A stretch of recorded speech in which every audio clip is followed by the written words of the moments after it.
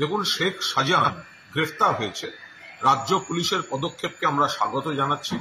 আমাদের সর্বভারতীয় সাধারণ সম্পাদক অভিষেক বন্দ্যোপাধ্যায় তিনি দৃষ্টি আকর্ষণ করে বলেছিলেন, আদালত মহামান্য হাইকোর্টের রায়ের একটি অংশের জন্যই পুলিশের হাত পা বাঁধা হয়ে গেছে, পুলিশ এ সংক্রান্ত মামলায় কোনো পদক্ষেপ নিতে পারছে না।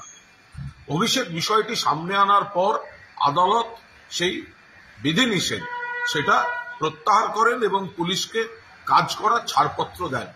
পুলিশ প্রশাসনের প্রতি আমাদের পূর্ণ আস্থা ছিল, ফলে আমরা আশা প্রকাশ করেছিলাম আত্মবিশ্বাসের সঙ্গে যে দ্রুততম গতিতে এই শাহজাহান গ্রেফতার হবে, সেটাই হয়েছে। এবার পুলিশ তো তার কর্তব্য করল, এবার সিবিআই নারদায় এফআইআর নেমড শুভেন্দু অধিকারীকে গ্রেফতার করুক।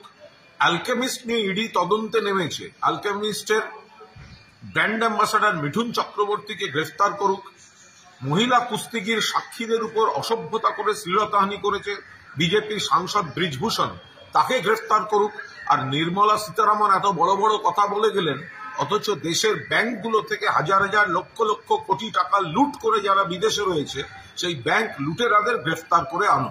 রাজ্য পুলিশ দেখিয়েছে, কথা রেখেছে। মুখ্যমন্ত্রীর নেতৃত্বে অভিষেক বন্দ্যোপাধ্যায়ের সেনাপতিত্বে সরকার এবং দল চলছে।